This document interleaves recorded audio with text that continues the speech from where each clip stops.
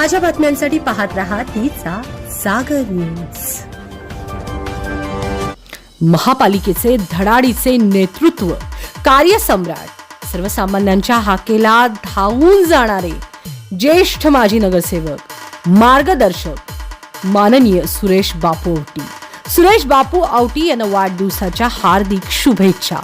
Miraj pattern मध्ये महत्त्वाची भूमिका बजावणारे, राजकारणाच्या पटलावरचा हुकमी एक्का सुरेश आवटी यांना वाढदिवसाच्या हार्दिक शुभेच्छा। शुभेच्छुक समस्त बापू प्रेमी मिरज।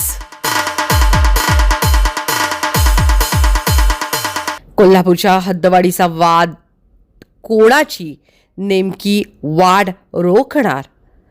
एकूणच थेट मतदानावर मतदारांनी बहिष्काराचा इशारा दिलेला आहे। पाहूया विस्तृत बातमीत। नमस्कार, मी शर्वरी पवार आणि आपण पाहताय ती सागर न्यूज।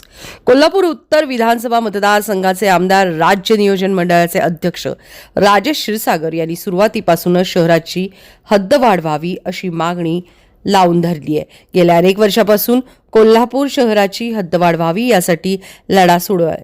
मात्र ग्रामीण भागातील नागरिकांच्या विरोधानंतर कोल्हापूर शहराच्या हद्दवाढीवरून ग्रामीण आणि शहरी असे दोन मतप्रवाह निर्माण झालेत। त्यामुळे राज्य सरकारकडून प्राधिकरणाचा मुद्दा समोर आलाय।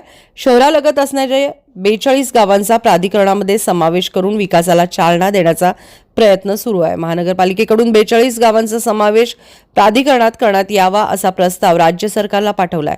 मात्र आता शहराच्या हद्दवाढीचा मुद्दा ऐन महानगरपालिका निवडणुकीच्या तोंडावर तापण्याची शक्यता आहे। कोल्हापूर शहर कृती समितीकडून शहराची हद्दवाढ व्हावी अशी भूमिका ठाम सांगण्यात येते।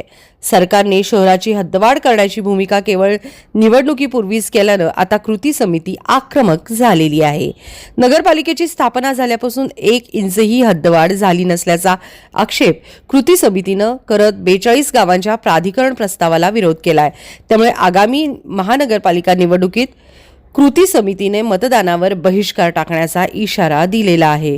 दरम्यान कोल्हापूर उत्तर विधानसभा मतदारसंघाचे आमदार, राज्य नियोजन मंडळाचे अध्यक्ष राजेश क्षीरसागर यांनी सुरुवातीपासूनच शहराची हद्दवाढ व्हावी अशी मागणी लावून धरली आहे। मात्र कोल्हापूर दक्षिण आणि करवीर विधानसभा मतदारसंघातील आमदारांची भूमिका पाहता आमदार अमल महाडिक यांनी हद्दवाढीबाबत सूचक मौन बाळगलेलं आहे। आमदार चंद्रदीप नरके यांनी शहराच्या हद्दवाढीला विरोध केलाय। त्यामुळे राज्य सरकारनं 42 गावांचा प्राधिकरण प्रस्ताव तयार केल्यानंतर राज्य नियोजन मंडळाचे अध्यक्ष राजेश क्षीरसागर यांची भूमिका शहराच्या हद्दवाढ होण्याबाबत ठाम आहे। येत्या काही दिवसात शहरालगत असणाऱ्या 8 गावांना कोल्हापूर शहराच्या हद्दवाढ मध्ये घेतले जाईल अशी भूमिका आमदार क्षीरसागर यांची आहे। बातमी आवडल्यास लाईक, शेअर आणि सबस्क्राईब करायला विसरू नका। नमस्कार।